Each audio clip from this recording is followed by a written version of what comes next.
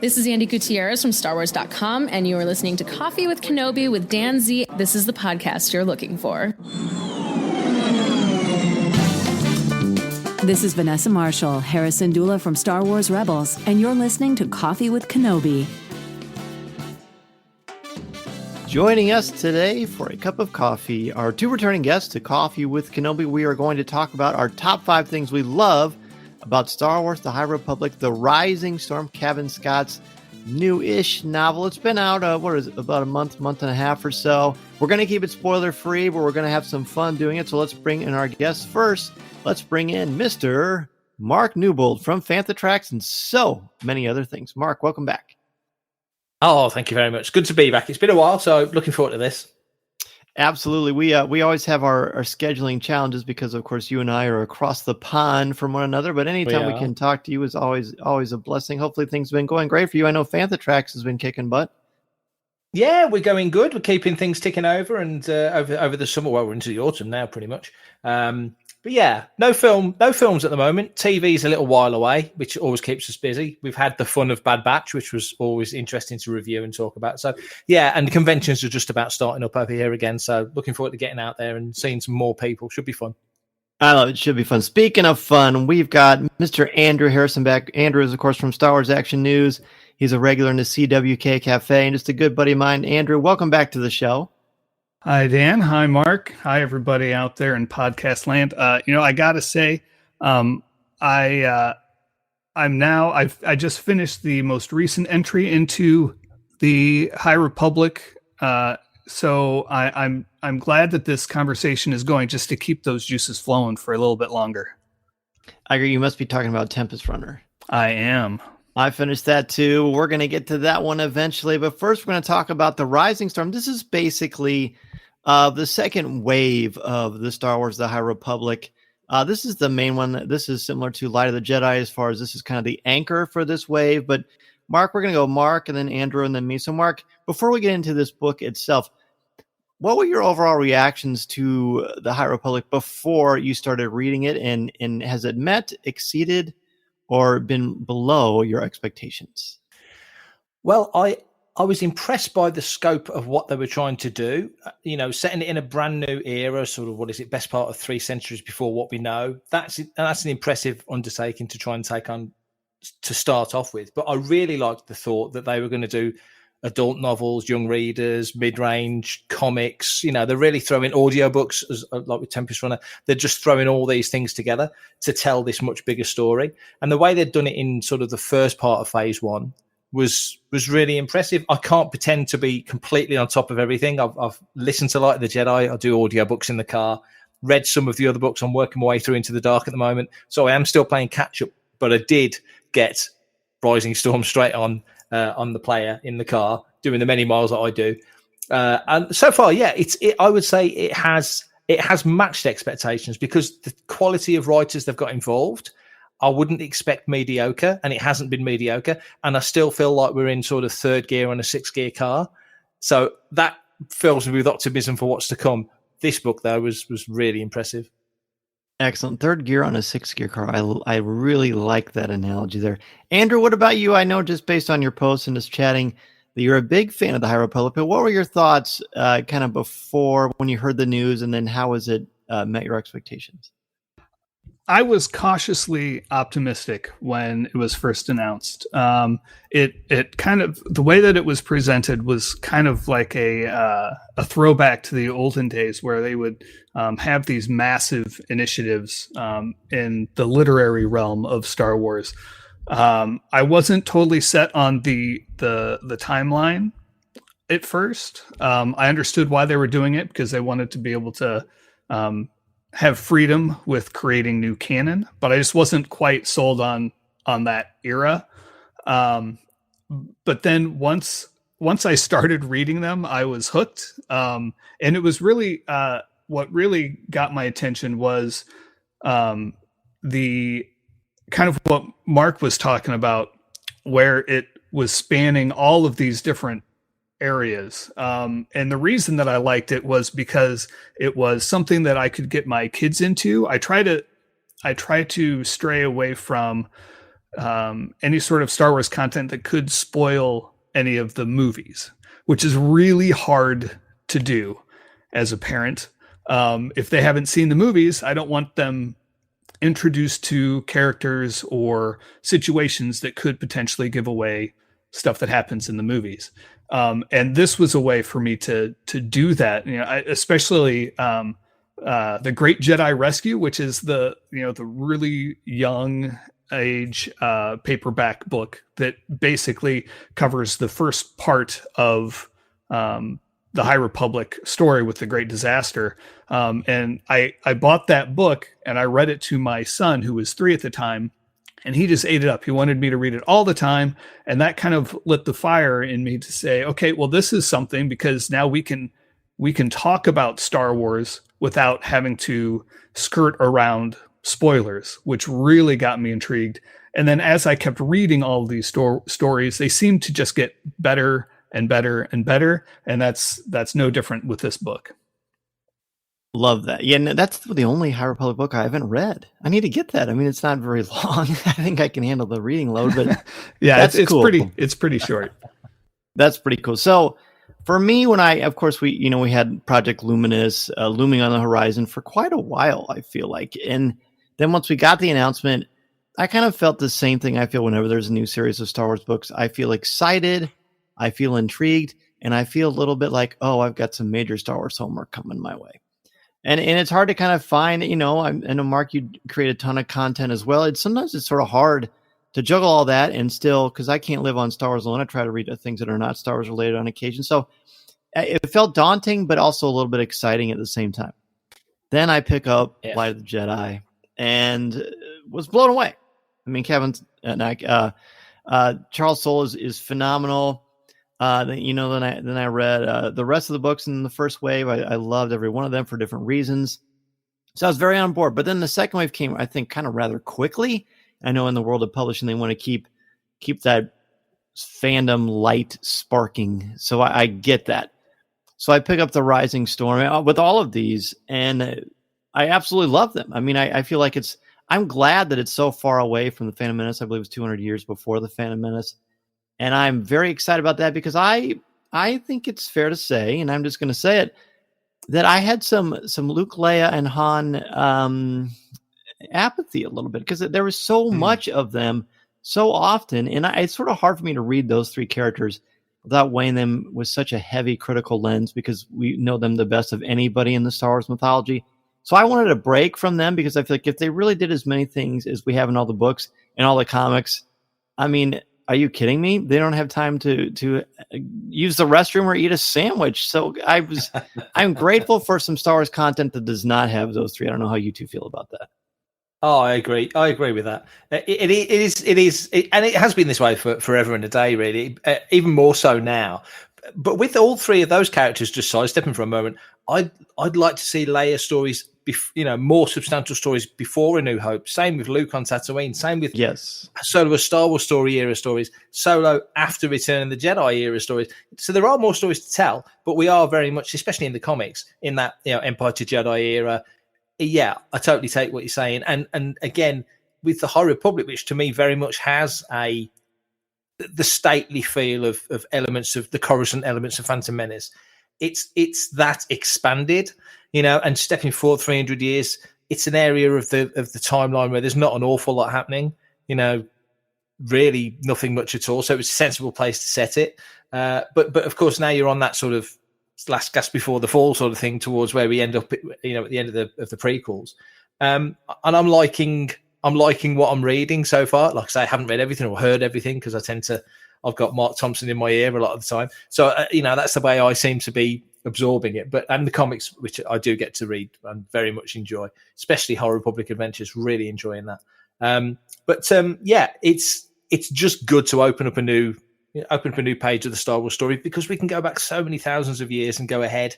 Why confine ourselves to a fairly tight area of, the 3 trilogies? We should be expanding beyond that. And this is a positive step. So that's a good way to explain it. I would say anything between A New Hope and Return of the Jedi, I feel like should be off limits from this point forward. But anything before A New Hope or after Return of the Jedi, That's a bountiful feast. That is I wish I would have said that first. So I'm going to magically put a Jedi mind trick on everyone listening that I said everything that Mark said, but Mark said it better, and I'm good with that. Andrew, what about you? Yeah, I agree 100%. I am reading the comics, and the main Star Wars line focuses on, right now it's Luke and Leia, because Han is indisposed between Empire and Jedi, and there's not a lot of exciting stuff that he's doing. But he's chilling. He's chilling. He is chilling, and it's very evident that they feel the storytellers feel a little limited by the timeline, because it's that same thing where, like you said, they are constantly in action mode from the time that A New Hope starts to the time that Return of the Jedi ends. There is no downtime. There's no rest between battles. It's one day battle leads into the next day's battle.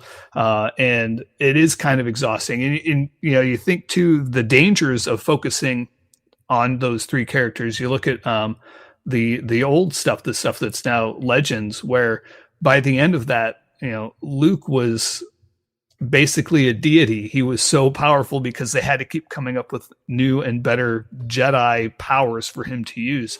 And it just got to be a little dry because of that. And so this allows them to focus on new characters that aren't limited. And it also opens up some new questions, because while this does feel it feels more prequel than it does original trilogy.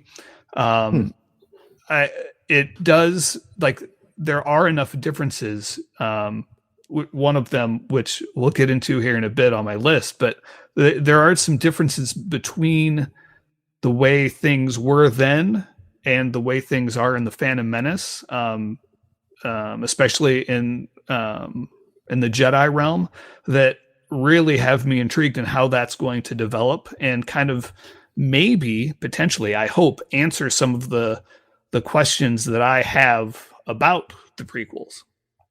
Interesting. Yeah, I think we're going to get a lot of fun stuff. All right, let's just jump into it. We'll do our top fives. We're going to do in reverse order. So 5, 1 will of course be our top favorite one. 5 will be our least of the 5, but still outstanding.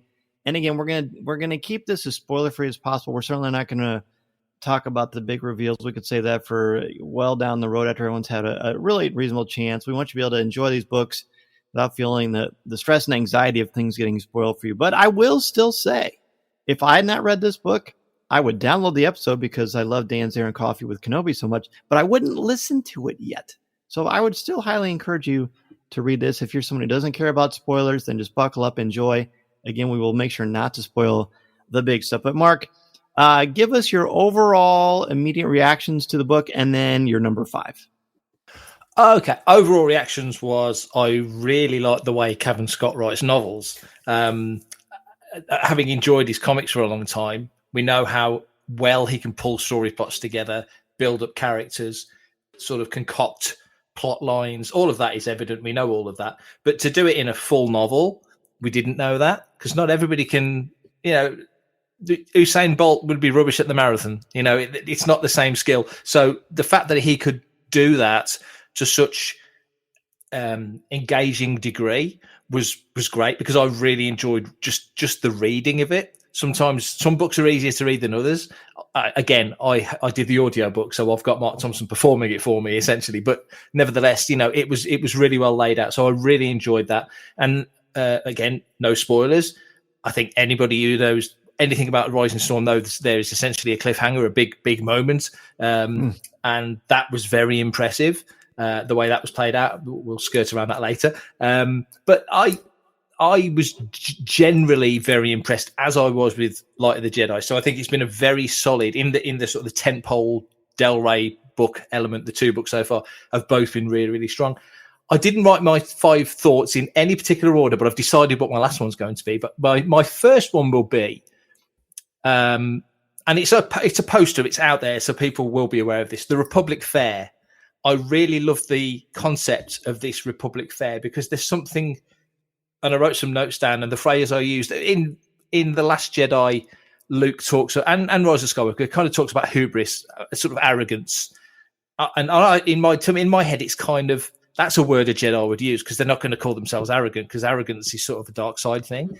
But there is a sort of, I put this phrase blithely arrogant. I think there's something kind of innocently arrogant about doing this fair, because the impression that the Republic at this point of time is giving is that we're one big happy galaxy. We're all in this together. And you know that they're not, because the Drengir's out there, the Niall's out there. There's naysayers everywhere, one of which I will come to later.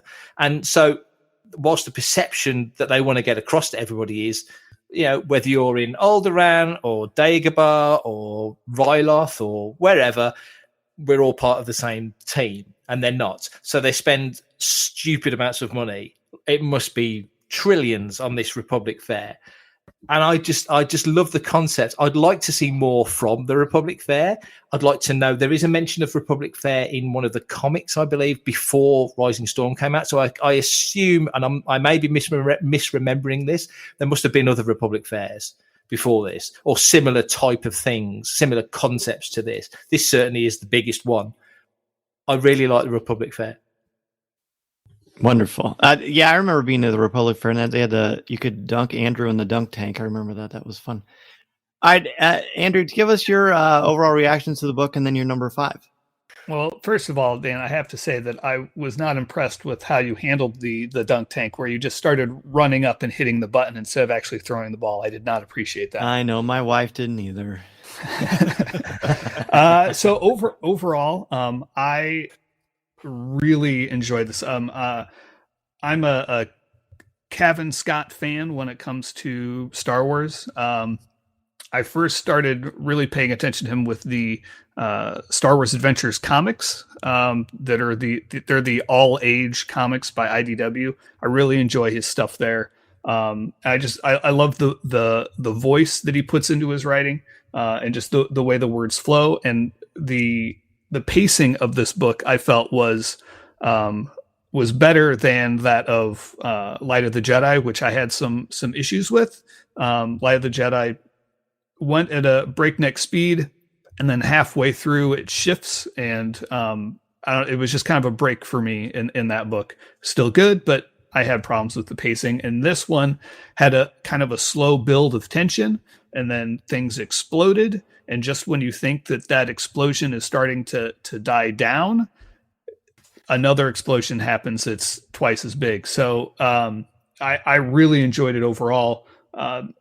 My number 5 is Martian Row, if that's how we pronounce it. I've heard it numerous ways. I think, yeah, Martian is how I say it. Yeah.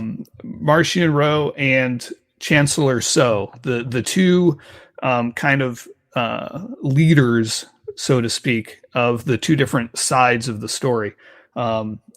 Chancellor So, in the previous books, I always felt like there's something up with her. I didn't trust her, and it was great to see a little bit more with her character get fleshed out here, and to kind of whether it's going to remain true or not, we don't know, but kind of set my heart at ease a little bit in that regard. And then Martian Row, who he's so mysterious at this point. The book opens up and he's on this quest, and we don't have any idea what it is. He gets the thing that he's looking for. We don't have any idea why he's got it, what it's going to really do, why he wants it. And then later on, when it comes out, it's devastating, to say the least. And I think that he's got plots within plots, and nothing has come to the surface yet, I don't think. I think he's keeping everything very close to the vest on this one. And I really enjoy watching him interact with the rest of the Nile, and kind of the machinations of that group. Wonderful. Well said. Well said. As for me overall, I adore the book. I think it's great. If pressed, I would say I would put The Light of the Jedi above it a little bit. In fact, I think The Light of the Jedi is one of the best novels of this new era of Star Wars storytelling since everything became canonical. But The Rising Storm isn't that far behind it, right? I mean, It's got, similar to Light of the Jedi, it's got a section where you got about 100, 150 pages that's just breakneck pacing. That is spectacular. My other reasons why will become very clear as we go along, but I love it. I think I agree with you. I'm a massive Kevin Scott fan. He's an awesome guy. He's terrific for Star Wars and storytelling, and he's a black belt in storytelling awesomeness for sure.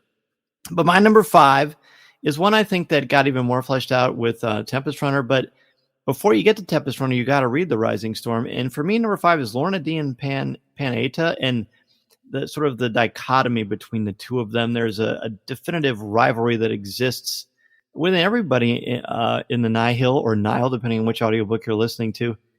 And I really like that quite a bit.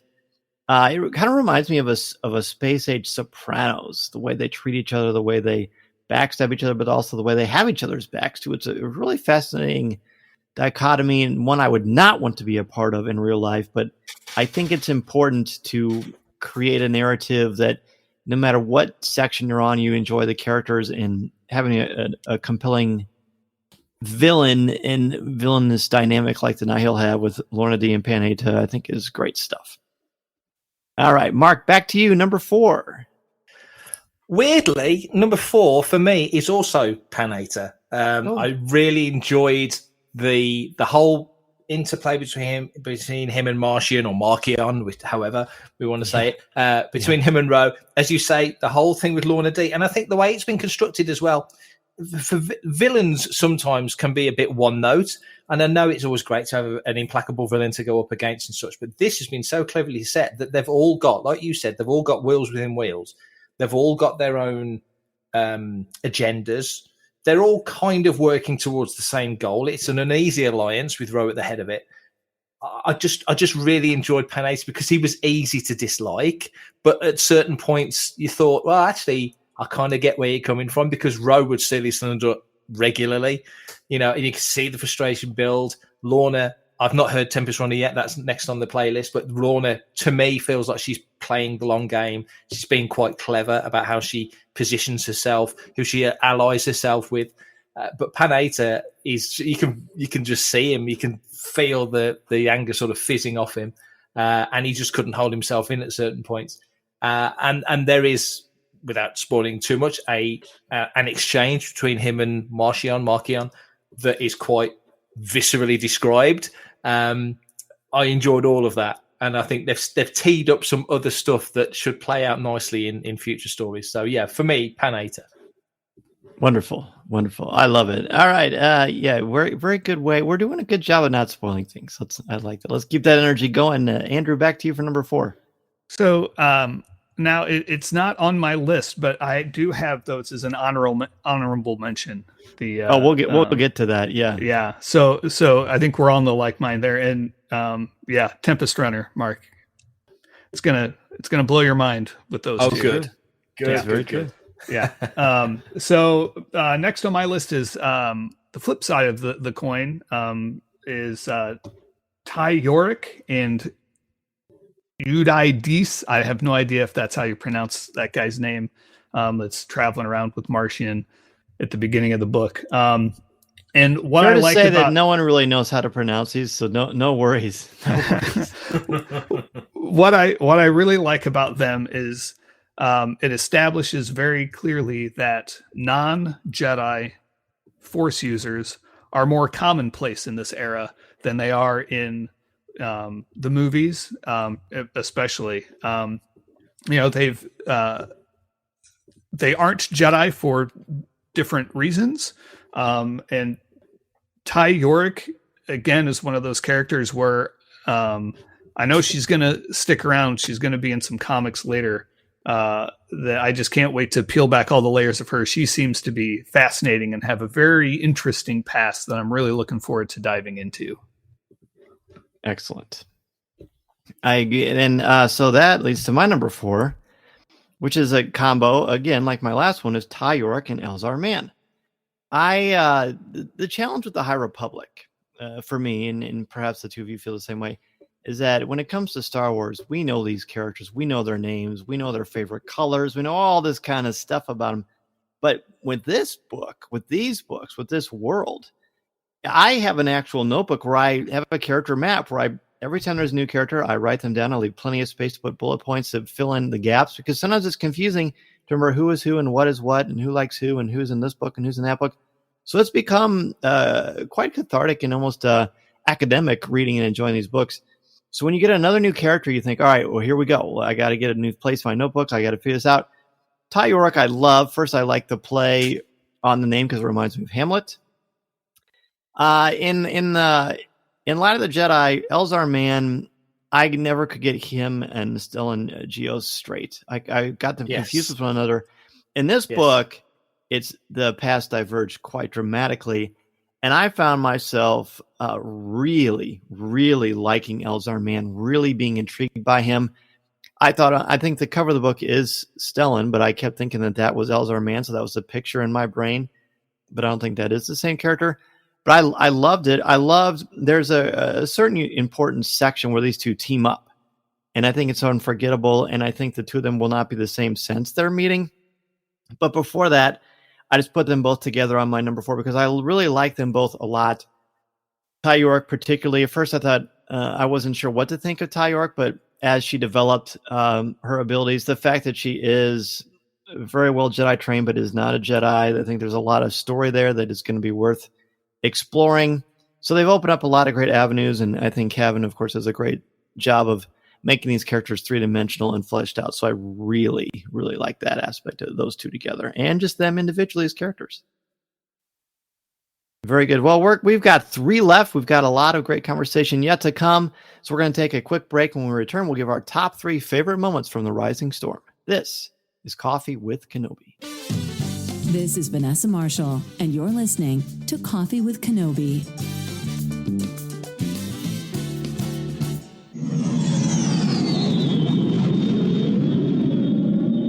With travel beginning to open up and Walt Disney World and Disneyland reaching full capacity, this is the time to book your Disney World vacation with MEI and Mouse Fan Travel. Their signature service and expert advice will help clients maximize their vacation, time, and dollar. I use Becky Menken and MEI's incredible services all the time, both for family and for travel for the show, because of their no cost, no obligation quote when you use the service. Plus, they proactively adjust a booking if the rate goes down. Literally, I will wake up one morning and I will get an email from MEI saying that the price went down, and I will get a refund sent to my credit card right away. I don't have to do anything. They help your family enjoy everything Galaxy's Edge and the Disney theme parks and the cruise lines have to offer. Can help you plan every detail and always share invaluable tips. That's for Walt Disney World, Disneyland, the Disney Cruise Lines, or other cruise lines. It doesn't have to be Disney related. They literally can help you plan a vacation anywhere on the planet. Be sure to go to www.coffeewithkenobi.com/mousefantravel and sign up for a free no obligation quote to any of the Disney theme parks on the planet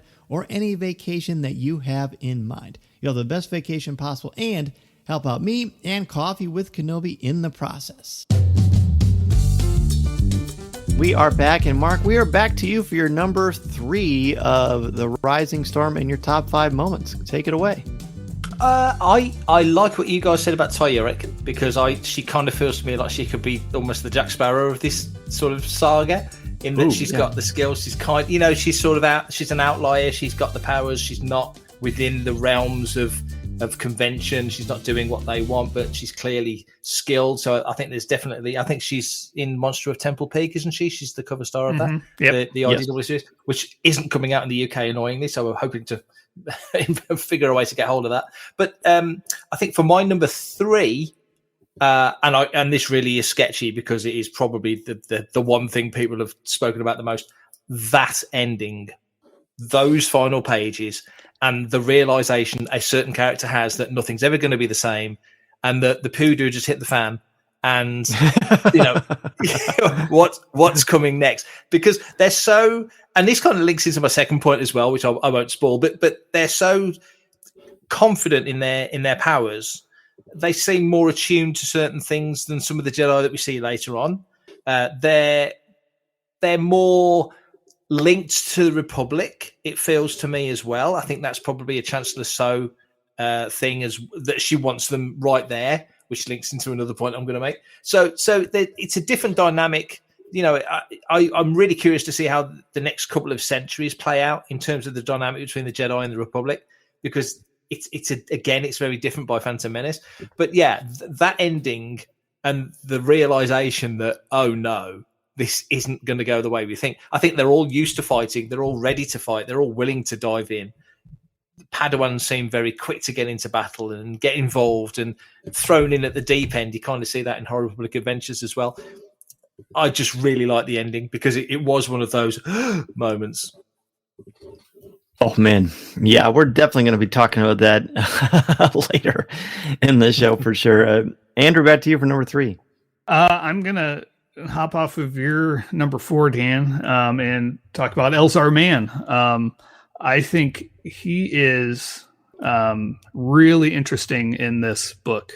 He was a little plain, I think, in the previous appearances that he had. But in this one, what I really liked about him was that he was a Jedi who had normal human emotions and feelings and desires, and that he actually, I wouldn't say embraces them, but he takes actions based on those emotions, just like a normal human does. Whereas, the Jedi that we're used to, particularly of the prequel era, everything is so locked down.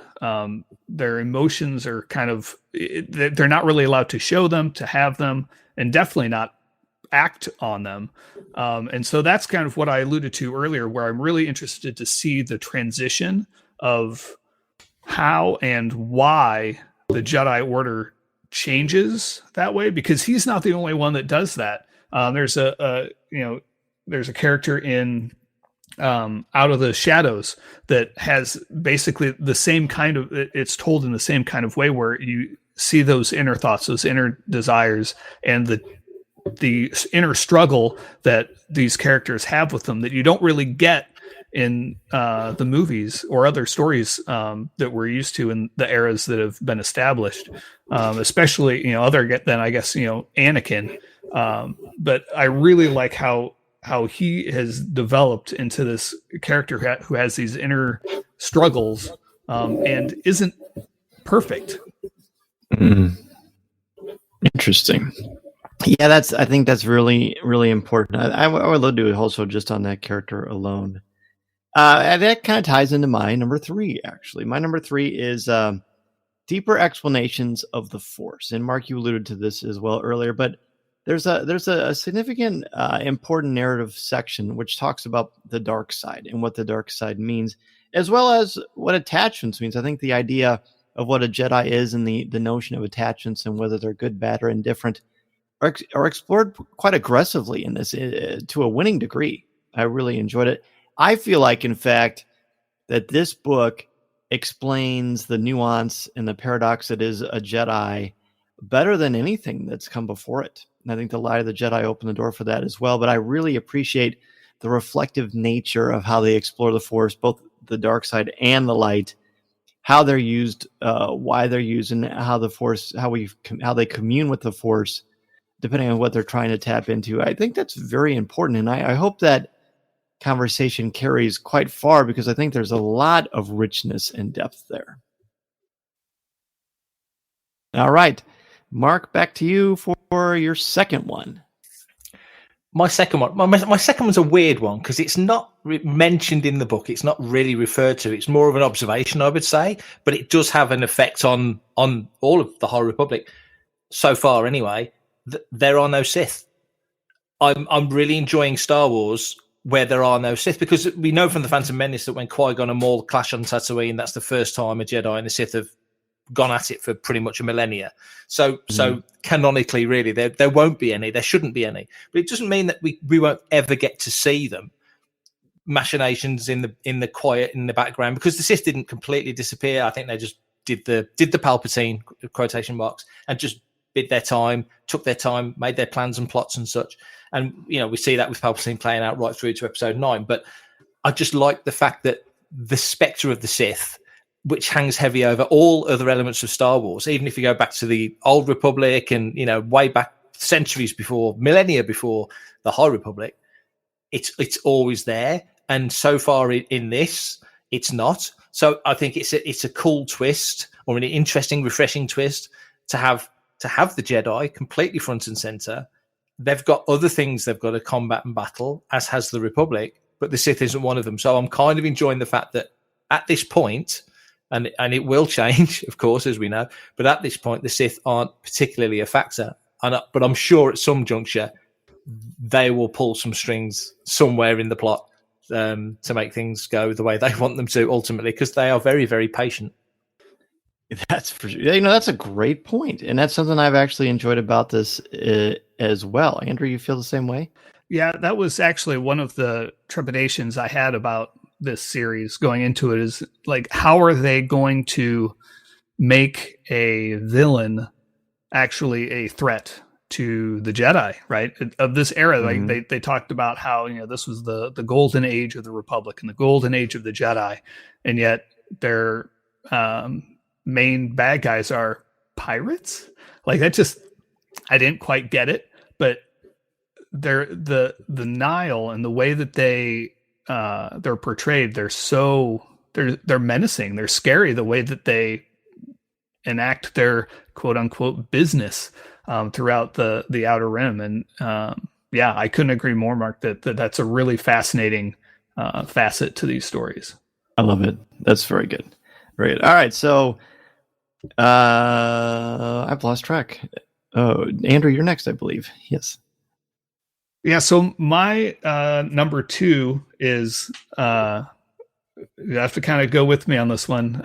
It's kind of it's a vague. It's more of a concept than anything specific about the plot. But it's I wrote down false dread and false hope.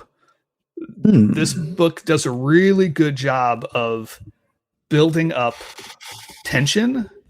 In like, I was reading, I was like, oh, he's gonna do something really bad.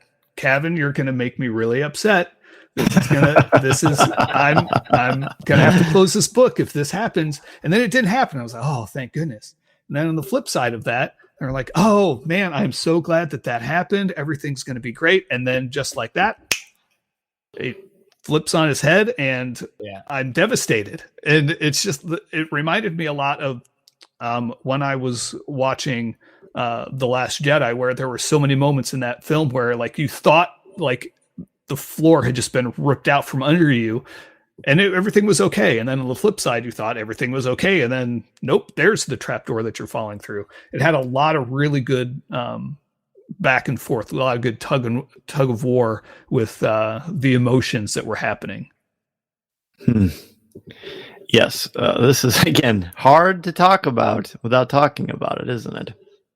Very good, very good. All right, so my number 2, and this one is as close to spoilery as you're going to get. So again, one more warning: it's nothing major, but there is. I think I can do this.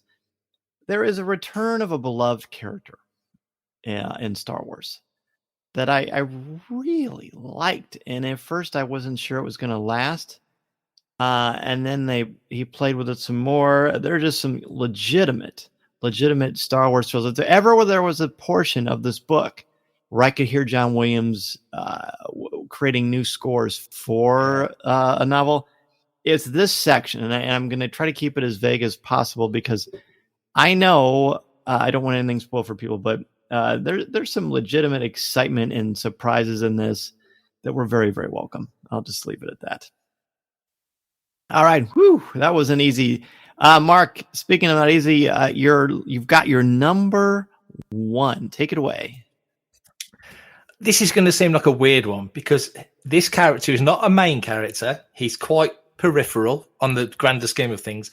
But I was certain that this guy would turn out to be the bad guy, would turn out to be the fall guy, whatever. And so far, he hasn't been.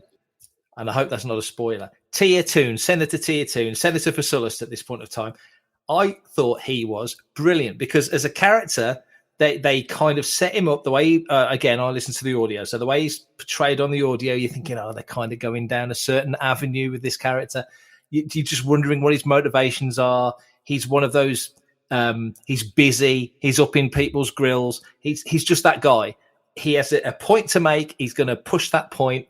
But as I'm listening to it, and I actually tweeted and Cameron Scott replied, which was kind of cool. I said, am I reading this guy wrong? I'm kind of thinking this guy's got a point, as many do in these books. And I won't say anything else because I'm certain it's going to play out to be much more than it is. But for me, my pick of the pops for The Rising Storm was Tia 2, and he was the takeaway character for me. And I'm really looking forward to seeing what the next author does with that character. Fascinating. I wouldn't have guessed that. That's a cool one. That's a really fun surprise. Andrew, you're number 1. So my number 1 is kind of along the same veins as my number 2. And it's just connections. And it's really almost more for all of the High Republic books. But while I was reading this and the rest of phase 2, I had so much fun linking in my head, kind of what you were talking about with keeping a notebook of all the different connections, all these different characters. I had a lot of fun as I'm reading it, realizing, oh, this character was, that one character in the comics that had only appeared in 3 panels, or this is a character that is in the book that I'm reading to my older kids at bedtime. Those kind of connections really got me excited as I was reading this. And it really goes to show the collaborative storytelling that's going on with the High Republic. And I think, Kevin Scott's got a history of that because of, you look at his the audio drama that he wrote, Dooku, that had a lot of really close ties with the characters in Claudia Gray's Master and Apprentice. And just that collaborative storytelling, everything is connected kind of mentality that's going on here. As I'm reading this book, I've got a grin on my face the whole time, because I'm seeing those connections. Take me back to when I was reading the Tales of the Jedi comics and the Jedi Academy novels, right? Like, there were so many connections in those. It just really took me back and really got me excited for the future of this series. Oh, cool. You both surprised me with your number 1s. I really wasn't sure what you were going to say, but it's hard, isn't it? Because there's a lot of glorious stuff there. Okay, so my number 1 is the ending. It's the ending. I'm not going to say a lot about it, but this is what I will say.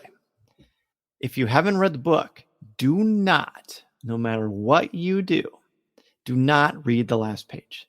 Do not read the last page, okay? That's all I can say. I don't want to say too much about it, but as a fan of narrative and storytelling and structure, this is how you want a book to end, in a certain way. Again, I'm going to keep it very vague, but you're not going to... Oh, gosh, I don't want to break my rule. Trust me on this. The ending is powerful. Please let it organically happen and do not read the last page until you're on the last page and you've experienced the power of the Rising Storm in all of its splendor and glory.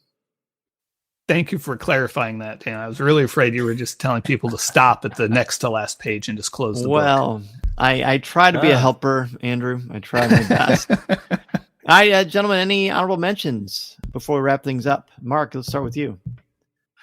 No, nothing other than, as we said at the top of the show, really, this could be easily have become already quite bloated, and it feels on the opposite side quite light on its feet. So I'm enjoying that. I like, again, the fact that there's the different ranges for different reader levels, which is interesting because you can get a more brisk read for a sort of a young adult novel. Obviously, the kids' books reiterate, like Great Jedi Rescue, can kind of reiterate elements from the stories. I would imagine there'll be more of that coming. I'm just enjoying the fact that they're spreading it out across these different formats. I would really like... I got into a conversation online the other day about... actually, it was with Cameron Scott again, about Shadows of the Empire, the soundtrack, the score for Shadows of the Empire. Mhm. The author Adam Christopher had sort of just come across it and was really enjoying it. And just as the the tweets went.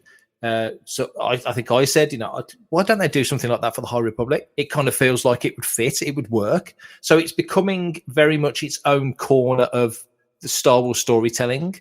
We've got War of the Bounty Hunters at the moment in the comics, which is kind of like the redo of Shadows of the Empire, essentially. It's interesting that we've got different time periods with substantial storytelling, but High Republic is completely next level. So yeah, more of the same, please. I'm really enjoying it. Wonderful. Andrew, any last minute thoughts for you? Yeah. So my honorable mentions, I already mentioned the dissension of the Nile ranks. But I've also got, real quick, monsters. There are monsters in this book that are fantastic. Orbalin, and the way that Jedi enters into battle is very, it's almost humorous, but perfectly demonstrates his personality. And then there was a character, he's a Nomoidian, and he's part of the Valo security force, and his name is Idrax Snat. And as soon as I read that name, Snat, I was like, I know exactly the kind of person that this Nemoidian is, because that name is perfect. Snat. Gold. It's gold. It kind of rolls off the tongue, doesn't it? It does. Yeah, that's great. My honorable mention is just the High Republic Fair. Mark, I believe that was your number 5. It's I wasn't expecting, I guess, what happened and when it happened and how it happened. So that was fun.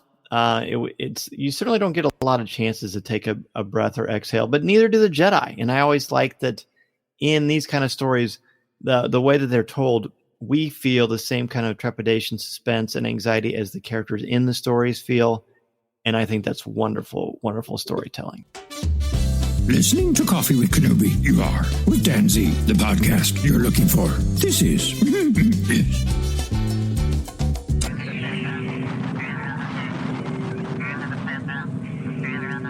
As we near the end of the show today, I want to thank each and every one of you for taking time out of your busy schedule to have a cup of coffee with me and for helping to spread the word about our Star Wars family we've got here at Coffee with Kenobi. Be sure to tune in Monday nights at 8 o'clock p.m. Central Standard Time on Facebook Live at www.coffeewithkenobi.com/live or www.facebook.com/coffeewithkenobi and have a cup of coffee, tea, or any beverage of your choosing with me as we continue the conversation. To join us in the CWK Cafe, which is our Facebook group, and share your Star Wars thoughts, comments, reviews, and opinions in a family-friendly, spoiler-free place that is also drama-free, go to www.coffeewithkenobi.com/community and be part of the conversation, talk about this week's show, or just talk about some Star Wars. We have a lot of fun, and you'll make some new friends, as well as catch up with longtime friends along the way. I also want to thank all of the new and longtime members of the CWK Alliance and let you know how much I appreciate your help and encouragement. If you want to join the CWK Alliance, go to www.cwkalliance.com and sign up today. Not only will you help out Coffee with Kenobi, but you also get access to CWK Pour-Over, the exclusive weekly podcast not heard anywhere else. It's a great way to support and help out the show, and 10% of your monthly contributions go directly to the St. Jude Children's Hospital to support the incredibly important work they are doing to help these brave children and their families. Plus, contributors at the CWK All-Star level can watch a video podcast of CWK Pour-Over hosted by me, Tom Gross, and Corey Clubb. Feel free to reach out anytime if you have any questions. In addition to being part of the community on Facebook, please don't forget to visit our website at www.coffeewithkenobi.com for Star Wars news, announcements, reviews, videos, and so much more. If you have a question for me or just want to share your thoughts on the air, feel free to email me at danz@coffeewithkenobi.com and I'll share them on the show. You can also connect with me on Twitter at Mr. Zare, MRZEHR, or on Instagram at DanZareCWK. There are also a lot more ways to connect with me and Coffee with Kenobi on social media. Follow us on Twitter and Instagram. Give us a like on Facebook at facebook.com/Coffee with Kenobi. Check us out on Pinterest or subscribe to our Coffee with Kenobi YouTube channel.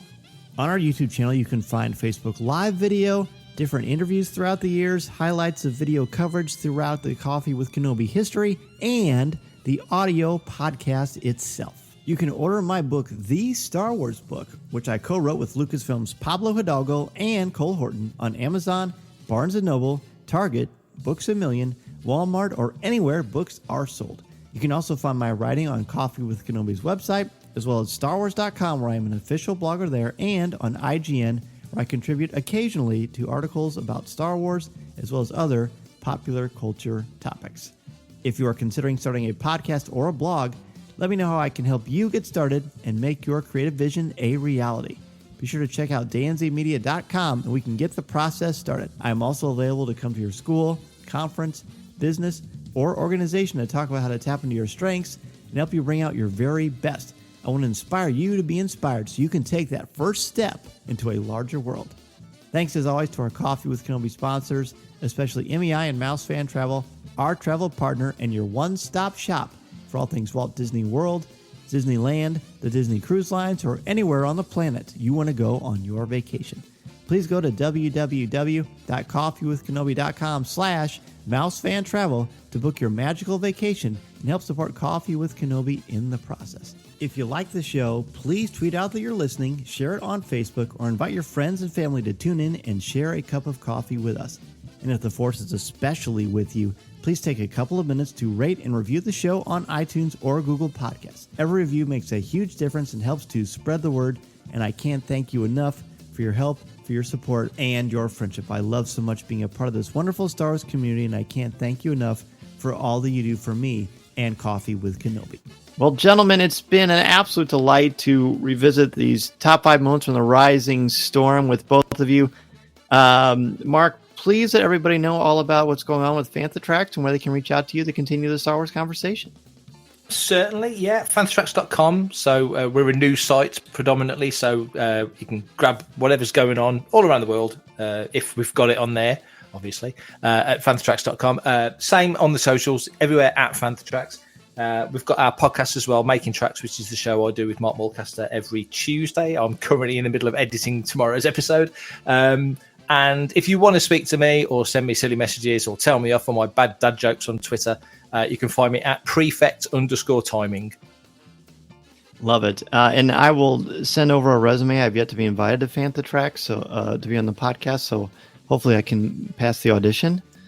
Oh, I think so. Yeah, I think okay. You'll pass the audition. Yeah, just rattle your jewelry. Thank you. Outstanding. Mark's great. That's the kind of wit we love from you. Mark, thanks again for being on. Thank you. Pleasure. And Andrew, to let us know where they can reach out to you to continue the Star Wars conversation and find your great reviews. Andrew has got an insanely cool Star Wars collection, Lego, all kinds of fun stuff. He's definitely a great guy to talk some Star Wars with.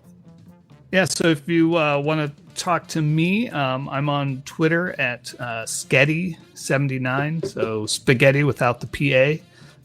And you can occasionally catch me over at Star Wars Action News doing reviews of hot toys and occasionally a speed build of Lego sets.